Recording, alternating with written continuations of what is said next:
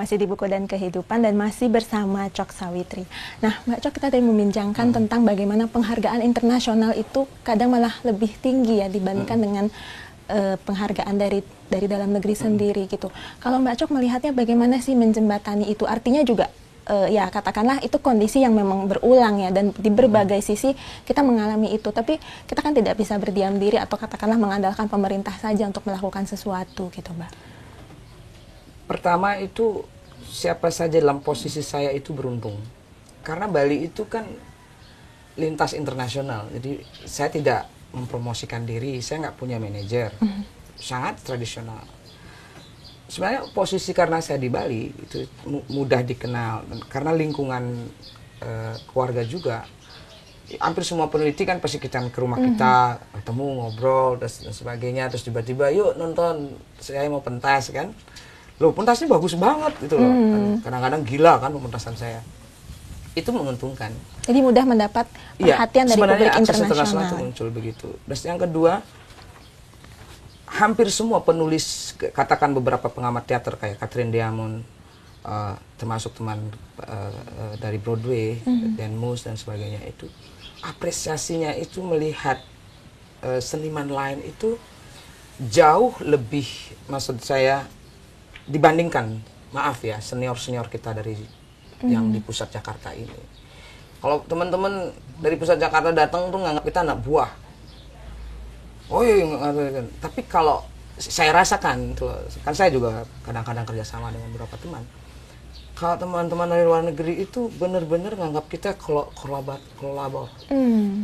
Teman yang siap berkolaborasi. Sebagaimana pengalaman Mbak Chok juga pernah di New York ya dengan... Jadi Dan itu Moose, ya? Berbeda sekali loh situasinya dengan kita di Indonesia. Sering sekali saya berharap misalnya kolaborasi dengan si A, si B, si C, akhirnya saya pikir aduh saya mundur deh. Lebih bagus saya dengan teman dari luar, kalau asik sama dunia internasional itu lebih jauh lebih perasaan kenyamanan. Orang proses kreatif itu harus nyaman loh. Iya.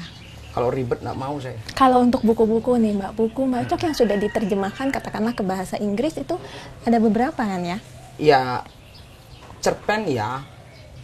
Kompas kan dulu menerjemahkan Rahim dalam bahasa Inggris juga. Tapi sekarang enggak loh. Sekarang justru enggak setahu saya.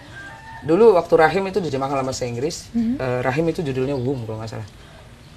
Puisi saya banyak terjemahkan dalam bahasa Inggris, dan sekarang Janda dari Jirah, Sutasoma, novel saya itu sedang diterjemahkan di Amerika.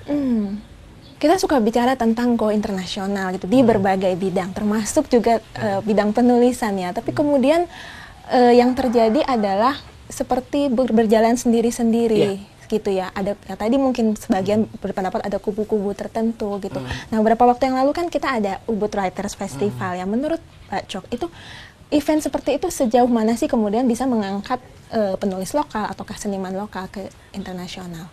Kalau dia sebatas tampil di Ubud Writer itu dia disebut mengangkat, mengangkat.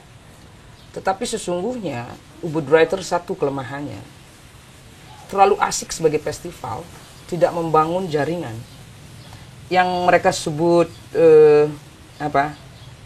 pertemuan lintas itu justru belum terjadi. Saya nggak pernah menerima dampak dari Ubud Writer, malah repot. Jujur ya. Sebagai seniman di Bali mestinya selalu terlibat setiap tahun ya.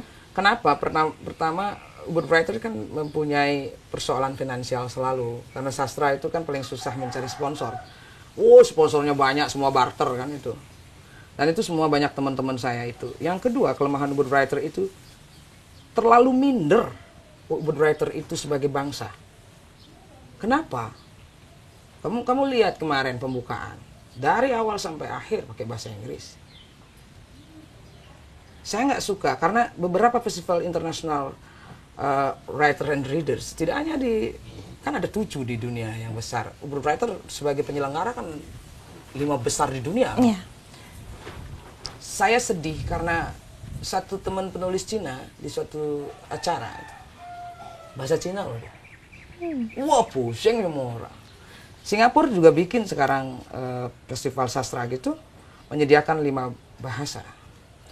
Ketika saya bicara dengan peneliti Prancis, sepanjang interview dengan saya bahasa Inggrisnya sangat bagus. Ya. Tapi begitu ada teman, dia akan bicara untuk publik, langsung otomatis bahasa Prancis. Sedihnya Book Writer ini, dan saya tidak mengkritik di belakang. Kalau saya pernah saya jam 1 hari saya baca pakai bahasa Bali yang kelas tinggi loh dalam satu sesi diskusi. Kenapa? Saya ingin dong hal-hal prinsip dalam berbahasa itu rasa. Ketika kita berani membuat festival, bahasa Indonesia jadi tuan. Bagaimanapun Ubud Writers adalah sesuatu yang juga patut kita apresiasi. Sangat, ya. saya mengapresiasi. Tapi harapan saya sudah 7 tahun penuh permakluman, penuh permaafan. Jelas, tahun pertama, tahun kedua saya masih ingat, tahun 3, 4, cuman setahun yang lalu waktu dan 2 tahun, 3 tahun yang lalu mungkin waktu saya di Aceh saya nggak ikut. Harapan saya satu aja deh berbenah, bisa nggak Ubud Writer itu mengembalikan bahasa Indonesia sebagai tuan rumah dalam acara itu. Hampir semua konferensi internasional yang pernah saya hadirkan, saya sangat bangga berbahasa Indonesia. Saya sangat kritis loh pada negara saya.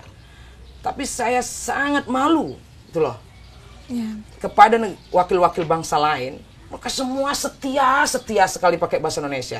Kemarin saya hampir berdoa, madak pangjuang aja Malaysia bahasa Indonesia. Baru ribut, ya kan?